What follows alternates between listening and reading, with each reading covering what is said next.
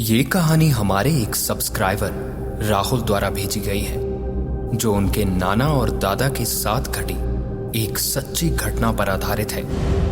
हिमाचल प्रदेश का एक सुंदर और मनमोहक डिस्ट्रिक्ट चंबा, जो अपने ऊंचे ऊंचे पहाड़ों और घने जंगलों के लिए जाना जाता है। इसके साथ ही वहां के भोले भाले लोग और उनकी देवताओं के प्रति आस्था भी दुनिया भर में दर्शकों का केंद्र बनी रहती है। पर इसके बिल्कुल विपरीत सदियों से वहां चुड़ैल, डायन और भूत प्रेतों की सच्ची घटनाएं भी चली आ रही हैं, जहां कई लोगों का मानना है कि पुराने समय से ग्रामीण इलाकों में भूत प्रेत और चुड़ैलों से लोगों का सामना यहां कई बार होता रहा। पर समय धीरे धीरे बदलता गया और भूत प्रेत की सभी बातें अब बस दादा दादी की कहानियों और किस्सों में मिलती हैं। पर उन घटनाओं को सुनने भर से ही आप लोगों की रूह कांप जाएगी। नमस्कार, माय टाउन चैनल में आपका एक बार फिर स्वागत है। एक कहानी ऐसी भी, एपिसोड 277। ये घटना साल 1990 की है, जब राहुल के नाना फॉरेस्ट गार्ड के यहाँ चौकीदारी का काम किया करते थे। चंबा के पहाड़ी इलाकों में गांव काफी दूर दूर बसे होते हैं और राहुल के नाना का गांव भी फॉरेस्ट ऑफिस से काफी दूर था। हर दिन वो अपने गांव से पैदल चलकर फॉरेस्ट ऑफिस आते और शाम को अपने दोस्त के साथ रास्ते में पड़ने वाले एक गांव में शराब पीने बैठ जाते। राहुल के नाना घर जाने में हमेशा ही लेट हो जाया करते थे, पर आज राहुल के नाना घर जाने में काफी ज्यादा लेट हो चुके थे। दोस्त के लाख मना करने के बावजूद भी राहुल के नाना तकरीबन रात के 10 बजे शराब के नशे में धुत लड़खड़ाते हुए अपने गांव की तरफ निकल पड़े। नशे में खुद से ही बातें करते हुए राहुल के नाना ऊंचे नीचे खेतों से होते हुए तकरीबन आधा रास्ता तय कर चुके थे और अब राहुल के नाना को शमशान घाट के सामने के रास्ते से गुजरना था। वो खुद में ही बड़बड़ाते हुए आगे बढ़ रहे थे जब शमशान घाट के ठीक सामने रास्ते में उन्होंने देखा कि कोई व्यक्ति पत्थर पर बैठा था। चांद की रोशनी का उजाला भी इतना ज्यादा था कि पत्थर पर बैठा वो व्यक्ति साफ नजर आ रहा था। ये देखते ही राहुल के नाना कुछ पलों के लिए चलते चलते रुक गए और उसी व्यक्ति की तरफ देखते हुए जेब से बीड़ी निकालकर बीड़ी जलाने की कोशिश करने लगे। बीड़ी के जलते ही राहुल के नाना ने एक बार फिर आगे की तरफ बढ़ना शुरू किया और धीरे धीरे लड़खड़ाते हुए उसी व्यक्ति के ठीक सामने पहुंचे तो वो व्यक्ति उस पत्थर पर सर झुकाकर ऐसे बैठा था मानो वो व्यक्ति वहीं बैठा बैठा ही गहरी नींद में सो चुका हो। अभी वो लगभग 4 कदम ही आगे बढ़े होंगे जब उसी व्यक्ति की तरफ से एक आवाज सुनाई दी। अरे ओ भाई साहब, एक बीड़ी मिलेगी क्या? ये आवाज सुनते ही राहुल के नाना ने पलटकर पीछे देखा तो अब पीछे उस पत्थर पर और आसपास दूर दूर तक कोई नहीं था। ये देखकर थोड़ी देर के लिए राहुल के नाना कुछ भी समझ नहीं पा रहे थे कि आखिर इतनी जल्दी वो व्यक्ति कहां चला गया। जब शराब का नशा व्यक्ति में चरम सीमा पर हो तब डर और डरावनी चीजें व्यक्ति पर ज्यादा असर नहीं करती। अभी ऐसी ही कुछ हालत राहुल के नाना की थी। वो इन सभी बातों को ज्यादा न सोचकर आगे की तरफ बढ़ने लगे और लगभग अभी वो 10 कदम ही आगे गए थे जब सामने देखकर राहुल के नाना की शराब डर से एकदम उतरने लगी, क्योंकि थोड़ी ही दूर रास्ते में वही व्यक्ति उसी तरह बैठा था। अब राहुल के नाना के दिमाग में काफी डरावने ख्याल आने लगे थे। वो बिना इधर उधर देखे सीधा आगे उस व्यक्ति के ठीक सामने से गुजरकर तेजी से आगे जाने लगे। क्योंकि अब राहुल के नाना समझ चुके थे कि हो ना हो ये इंसान तो नहीं हो सकता। अभी वो ये सोचते हुए थोड़ा ही आगे पहुंचे थे कि तभी एक बार फिर, अरे ओ भाई साहब, एक बीड़ी मिलेगी क्या?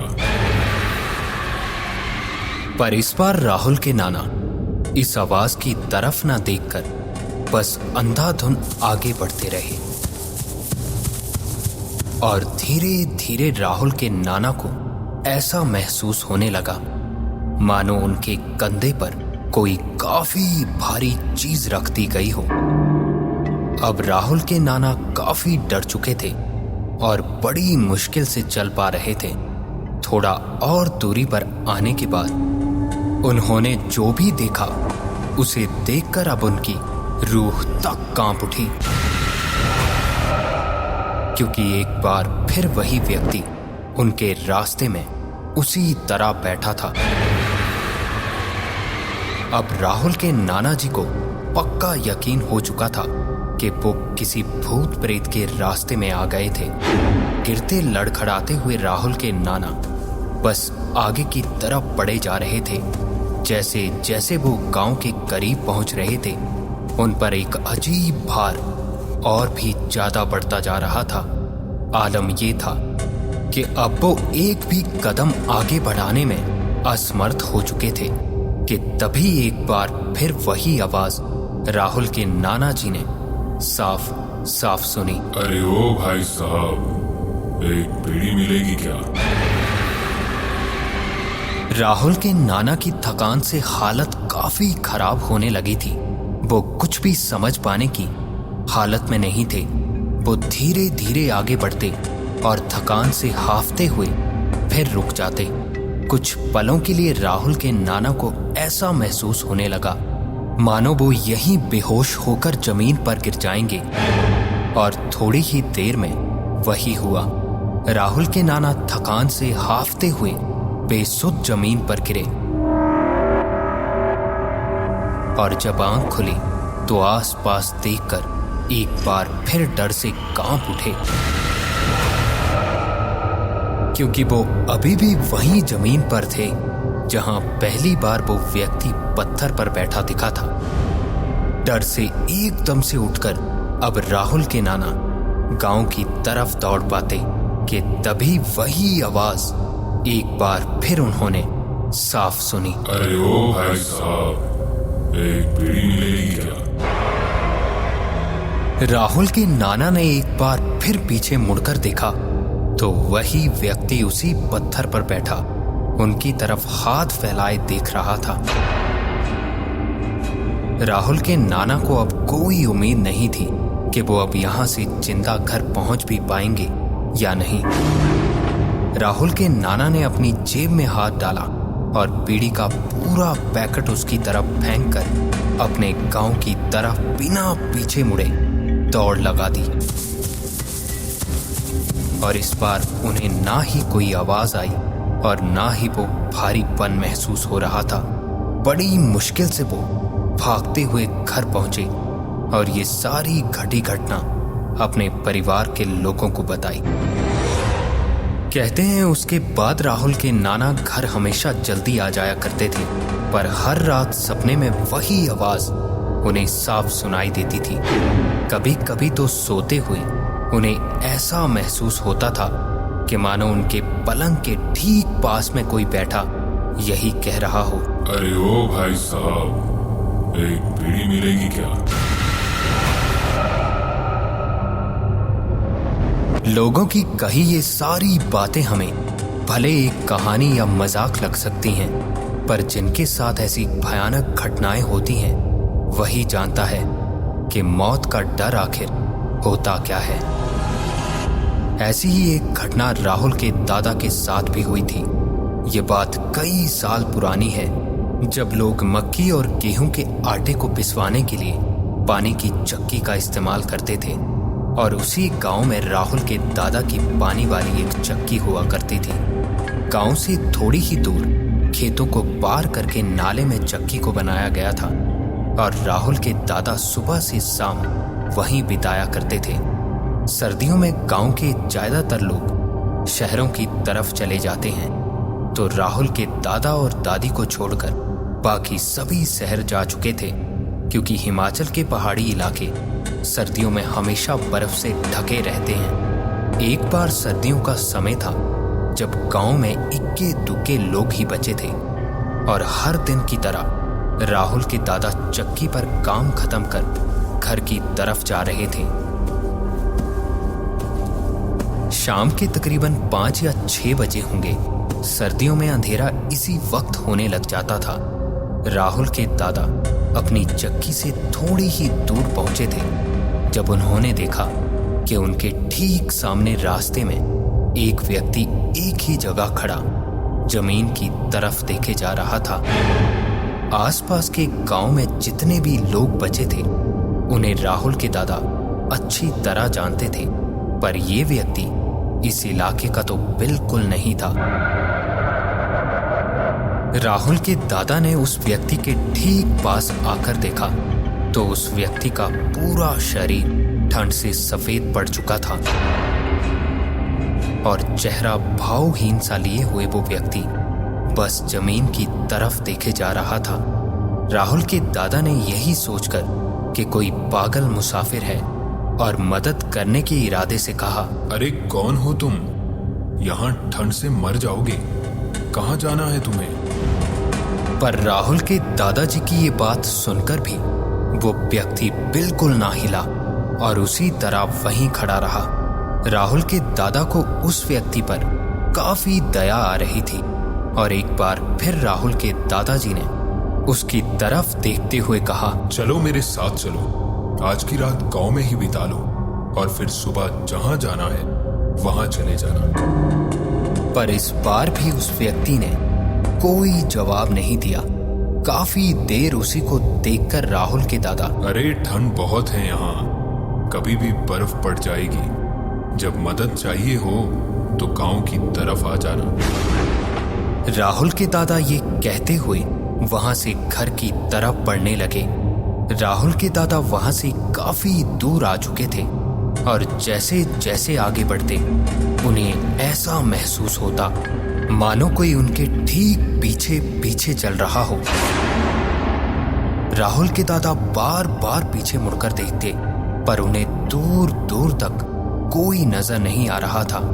ऐसे ही देखते देखते राहुल के दादा घर पहुंचे तो रात को खाना खाते हुए उस व्यक्ति की बात उन्होंने दादी को बताई तो इस पे दादी का कहना था, सर्दियों का टाइम है और इन दिनों बुरी शक्तियां भी जागती हैं, ऐसे ही किसी से उलझा मत करो, पता नहीं कौन हो सकता है। इस पे राहुल के दादा का कहना था, बेचारा ठंड से मर रहा था, मैंने अपनी आंखों से देखा, और तुम कह रही हो कि बुरी शक्तियां हो सकती हैं, पता नहीं कौन था बेचारा। ये सारी बातें करने के बाद और खाना पीना खत्म होते ही राहुल के दादा दादी जल्दी ही सोने चले गए।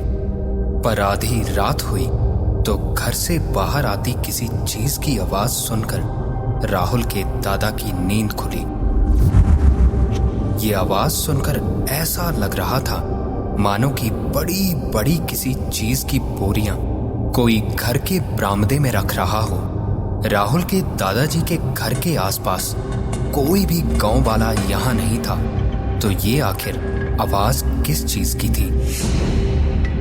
यही सोचकर राहुल के दादा उठे और अपने पास रखी छोटी सी टॉर्च जलाकर बाहर की तरफ बढ़े और बाहर आते ही बरामदे की तरफ देखा तो कुछ पलों के लिए उन्हें उनकी खुली आंखों पर बिल्कुल भरोसा नहीं था, क्योंकि बाहर वो सभी आटे की पिसी हुई बोरियां रखी थी जो इन सर्दियों में पानी के कम बहाव के चलते लगभग 30 दिनों तक पिसी जानी थी। वो एक ही रात में पिसकर चक्की से अपने आप घर पहुंच चुकी थी। टॉर्च लगाकर राहुल के दादा ने चारों ओर देखा तो घर के बाहर दूर दूर तक कोई नजर नहीं आ रहा था। अब उन्हें कुछ भी समझ नहीं आ रहा था कि आखिर ये हुआ तो हुआ कैसे। वो तेजी से अंदर पहुंचे और अपनी पत्नी को जगाते हुए बोले, शायद तुम सच बोल रही थी। वो जो आज मुझे मिला था, लगता है वो इंसान नहीं था। ये सुनते ही राहुल की दादी एक झटके में उठी और कहा, क्यों, क्या हुआ? इसके बाद राहुल के दादा ने सारी बात बताई तो अब उन दोनों में डर काफी ज्यादा घर कर चुका था। अगले कई दिन तक सब ठीक रहा, पर रात में हमेशा राहुल के दादा की नींद बाहर किसी के चलने की आवाज से खुल जाया करती थी। और जब बाहर जाकर देखते तो दूर दूर तक कोई दिखाई नहीं देता। इन घटनाओं के तकरीबन 15 दिनों के बाद एक ऐसी घटना घटी कि जिसे देखकर कोई भी व्यक्ति डर से दहल उठता। उस दिन दादा दादी दोनों घर में आग के पास बैठे थे। बाहर हर तरफ धुंध ही धुंध छाई हुई थी और भारी बर्फबारी हो रही थी, पर दादा को घर का सामान लेने गांव से थोड़ी ही दूर जाना था। अपना थैला उठाकर राहुल के दादा घर से निकल ही रहे थे। अभी वो घर से 10 कदम ही दूर थे जब दादी का घर के दरवाजे पर खड़े हुए ही कहना था, जल्दी आ जाना, घर में लकड़ियां भी खत्म हो रही हैं, रात होने से पहले वो भी लानी पड़ेंगी। इसके बाद राहुल के दादा आगे की तरफ बढ़ गए और दादी घर के कामों में लग गई। तकरीबन शाम होने वाली थी और राहुल की दादी खाना बनाने में व्यस्त थे जब बाहर एक काफी जोर से आवाज हुई और इस आवाज को सुनकर ऐसा लगा मानो बाहर कोई घर टूटकर गिर गया हो। पर राहुल की दादी यही सोचकर कि बाहर बर्फबारी हो रही है, शायद छतों से बर्फ गिरी हो, अपने काम में लगी रही। और दूसरी तरफ जब राहुल के दादा घर से थोड़ी ही दूर पहुंचे तो जो भी उन्होंने घर के बाहर देखा वो देखकर उनकी डर से रूह तक कांप उठी, क्योंकि घर के आंगन में एक पूरा देवदार का पेड़ गिरा था जो काटकर नहीं बल्कि जड़ से उखाड़ कर लाया गया था। इसके बाद अगले ही दिन ये बात आग की तरह सभी गांव में फैल गई। लोग डर के माहौल में जीने लगे, पर उस दिन के बाद से ऐसी कोई घटना कभी नहीं हुई। राहुल के दादा जब तक जिंदा थे हमेशा इस बात का जिक्र करते रहते थे, पर ये कभी नहीं जान पाए कि वो व्यक्ति आखिर था क्या जिसने ना कभी कोई हानि पहुंचाई और ना ही कभी उस दिन के बाद दिखा। कभी कभी ऐसा दिन भी होता है जब बुरी और रहस्यमयी शक्तियां अपनी चरम सीमा पर होती हैं और उस वक्त अगर कोई इंसान उनसे टकराए तो वो इंसानों से जुड़ने की कोशिशें करने लगती हैं, भले ही वो बुरा प्रभाव डालें या अच्छा। पर वो सब हम इंसानों के लिए कल्पनाओं से परे ही होगा।